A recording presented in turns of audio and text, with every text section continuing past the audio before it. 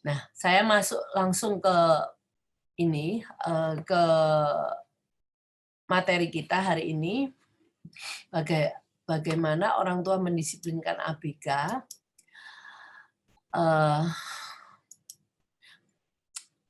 Untuk mendisiplinkan anak berkebutuhan khusus, kita itu memerlukan manajemen perilaku. Nah, namanya memanage perilaku anak. Memanage itu artinya apa? Mengatur perilaku anak. Nah, itu bukan berarti hanya penghukuman. Nah, kalau saya berikan tadi, sebelum saya melakukan penghukuman, itu ada sebanyak hal yang harus dilakukan kalau anak kita mengerti. Banyak, nanti mungkin akan saya beritahu setelah waktu materi ini, hal-hal yang perlu kita lakukan sebelum kita menghukum atau membuat anak seperti hukuman itu. Setiap orang punya konteks yang lain, pengertian yang berbeda-beda ya. Jadi kalau sebenarnya penghukuman ini artinya membuat anak tidak nyaman. Nah, memukul anak itu kan anak merasa sakit. Nah, kalau kita biasanya zaman dulu tuh pemukulan itu kayaknya sering dilakukan oleh orang tua ataupun guru di sekolah. Nah, sekarang ini kan udah nggak boleh. Nah, saya setuju dengan hal itu karena sesuatu yang yang kita lakukan kepada anak, anak nanti akan mencontoh bahwa oh, hal itu boleh dilakukan. Jadi kalau kita memukul anak, nah terus anak itu memukul kita, itu nggak salah. Karena kita mengajarkan ke anak bahwa orang itu boleh dipukul, seperti dia dipukul oleh kita. Jadi akhirnya kalau dia akhirnya memukul kita ya, nggak salah karena kita yang mengajarkan ke dia. Gitu. Jadi manajemen perilaku mendisiplinkan anak ini bukan berarti penghukuman, enggak. Terus kita di sini manajemen perilaku itu sebenarnya mengajarkan pada anak untuk tahu batas-batas yang kita inginkan. Dia ketahui, kalau kamu sudah melakukan ini, itu nggak boleh. Yang mana nggak boleh, yang mana boleh. Itu namanya set boundaries. Saya itu bingung bahasa Indonesianya. Artinya memberikan batas. Mengajarkan pada anak batas-batas yang dia boleh lakukan. Mengkomunikasikan ekspektasi itu, maaf, kurang pengharapan dengan cara yang baik. Biasanya kalau kita memukul anak itu sebenarnya juga mengkomunikasikan, tetapi dengan cara yang nggak baik ya. Kalau umpamanya cara yang baik itu kita harus punya strategi juga. Kalau anak kita belum bisa ngomong, ya biasanya orang tua, loh anak saya belum mengerti Bu, justru itu. Kalau kita mengkomunikasikan berarti berkomunikasi dengan bahasa yang dia bisa tahu. Sedangkan saya tahu banyak anak-anak ini yang belum bisa berbahasa. Nah, untuk berkomunikasi dengan anak-anak ini, kalau belum bisa secara berbahasa, secara seperti kita, verbal, maka ibu harus persiapkan gambar-gambar atau video-video untuk membuat anak tahu bahwa ini yang diharapkan oleh kita. Dan tidak jemu-jemunya, tidak capek-capeknya untuk mengatakan kalau ini salah, ini benar. Memang kelihatannya mungkin kayak nggak ngefek, kayaknya anak saya nggak ngerti, tapi ibu harus terus melakukan. Tetapi nggak cuma bicara, kalau anak kita nggak bisa, ya kita lakukan dengan yaitu gambar dan secara visual. Ya.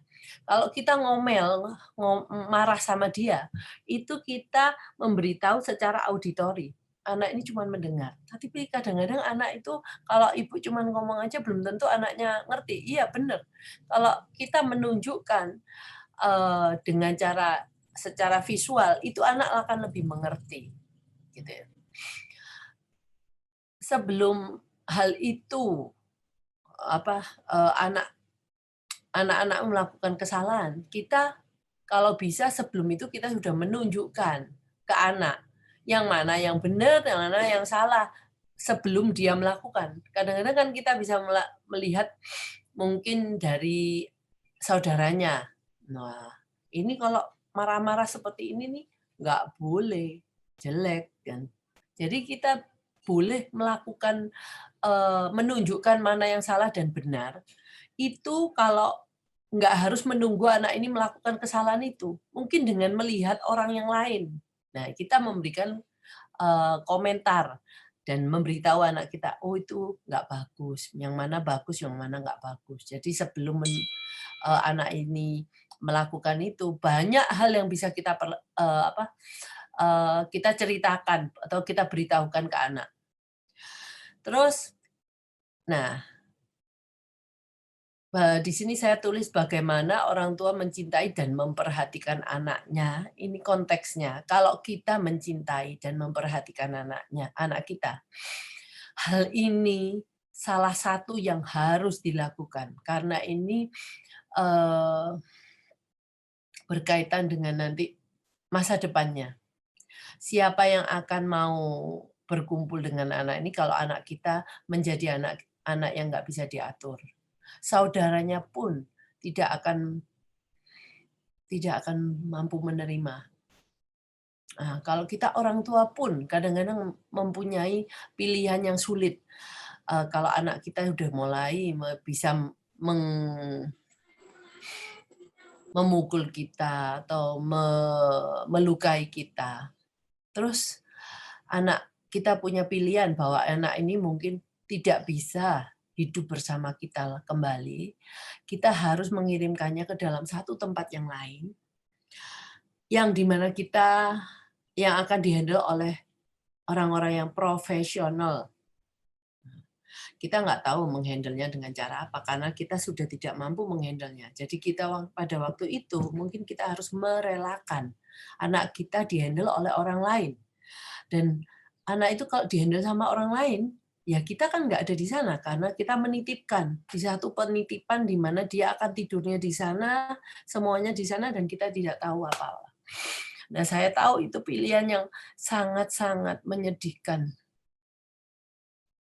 Karena kita dengan terpaksa akan memilih itu, walaupun kita tahu itu pilihan yang sangat melukai seorang ibu.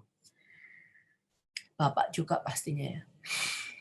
Jadi, nah kalau kita mencintai dan memperhatikan anak kita, kita melakukan sesuatu, yaitu memperkenalkan disiplin kepada anak kita supaya nantinya dia bisa hidup di tengah-tengah orang-orang yang lainnya pada waktu kita sudah mungkin tidak bisa menemani dia kembali.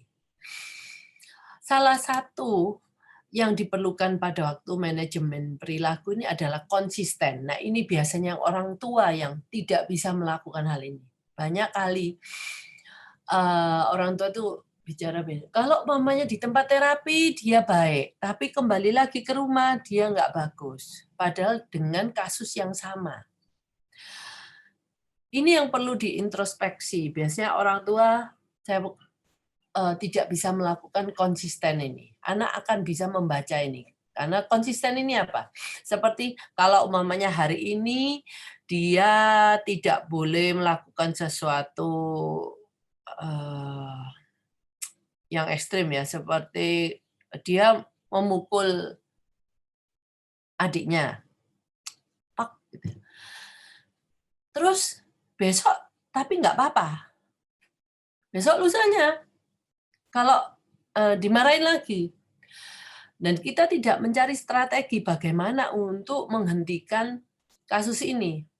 Nah, anak terus mikir bahwa kita itu bisa ditawar. Jadi akhirnya walaupun kita ngomong apapun sama dia gampang. Nanti saya tahu kok pada waktu ibu saya bilang, tidak boleh atau marah-marah, itu nantinya bisa dibicarakan kembali. Nah, sulit kalau anak itu sudah punya apa ya, mindset seperti itu. Bentar. Jadi di sini konsisten ini kata yang kita kadang-kadang kalau memang kita mau mengkonsistenkan satu hal, itu mau mendisiplinkan anak kita dalam satu hal, yang perlu dipegang adalah konsisten ini. Kalau tidak boleh terus. Ya. Kalau jadi kita pada waktu kita nanti kita kalau mau mengkonsistenkan mendisiplinkan suatu perilaku, itu harus kita pikir dulu. Nggak bisa kita langsung, oke, saya mau dia perilaku ini yang saya hilangkan. Nah, kita harus mikir bagaimana kita caranya. Semua harus ada persiapannya, nggak bisa kita nobrak tembok. Nah, tapi konsisten ini perlu kita jaga. Kalau kita seperti anak saya pada waktu umur berapa ya? Saya lupa. Tapi saya sudah ngomong kalau umpamanya kamu melakukan hal itu, saya lupa kasusnya. Tapi saya ingat bahwa kalau kamu melakukan hal A, kamu nggak akan boleh ikut kalau hari Minggu kita keluar. Biasanya kita hari Minggu ada acara keluarga, kita pasti keluar. Dan pada waktu hari Minggu, saya mau keluar, dia ngomong, dia meminta kita semua nggak keluar karena dia nggak boleh keluar. Nah, salah itu. Nggak. Karena saya sudah konsisten dengan apa yang saya bicarakan, bahwa kamu di rumah, ya, dan kita harus membuat mereka tidak enak. Bagaimana kalau dia tinggal di rumah sendirian, itu kan nggak enak. Sebenarnya dia tahu. Nah, kita harus melakukan itu, walaupun dia mungkin nangis ya waktu kita pergi. Saya waktu itu saya ngomong, oke, kita harus pergi. Papanya bilang, kasihan dia. Dia merengek-rengek pada waktu kita udah ganti baju atau gimana. Pada waktu kita udah keluar, saya telepon ke pembantu saya di rumah. Dia diam begitu kita hilang. Nah, itu cara anak-anak ini pintar untuk memanipulasi kita. Dengan konsisten ini, dia akan menghargai setiap kata yang keluar dari mulut kita. Dan kita juga bukan orang yang semaunya sendiri mau membuat, enggak. Nah, konsisten ini perlu sekali. Saya melihat banyak kasus orang tua itu nggak bisa konsisten. Jadi sekarang ngomong A, besok ngomong B, besok ngomong C, akhirnya kita nggak dihargai sama anak. Dan dan ini juga kadang-kadang terjadi di keluarga saya. Karena papanya itu nggak bisa konsisten seperti saya, jadi dia lebih menghargai apa yang saya bicarakan daripada papanya. Nah, itu yang akhirnya kalau hal-hal sulit gitu, saya yang turun tangan. Nah, kita kan, saya pengennya karena dia tahu konsisten itu bukan dari apa yang kita lakukan buruk ya, seperti penghukuman apa yang tadi dia nggak boleh ikut. Tetapi kalau apa yang kita janjikan, kita juga harus konsisten.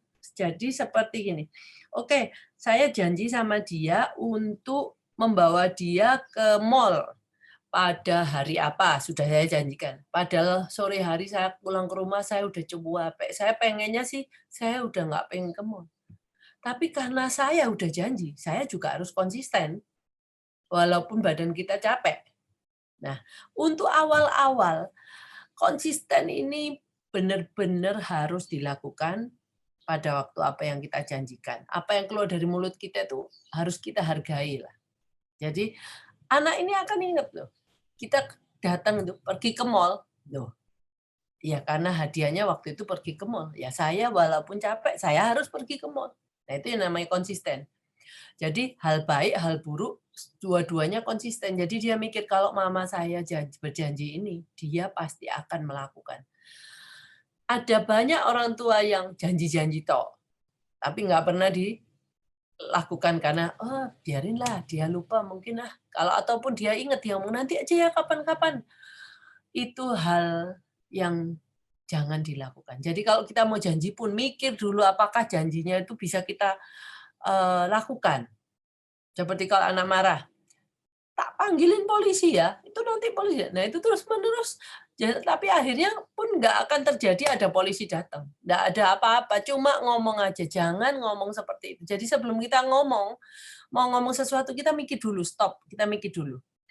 Nah, sekarang kalau di era anak saya, karena saya konsisten, kalau dia meminta ke saya apapun, saya mikir dulu. Nggak langsung saya jawab. Sebentar, Mama pikir dulu. Kayak dia minta sesuatu, dia bisa mintanya yang luar biasa.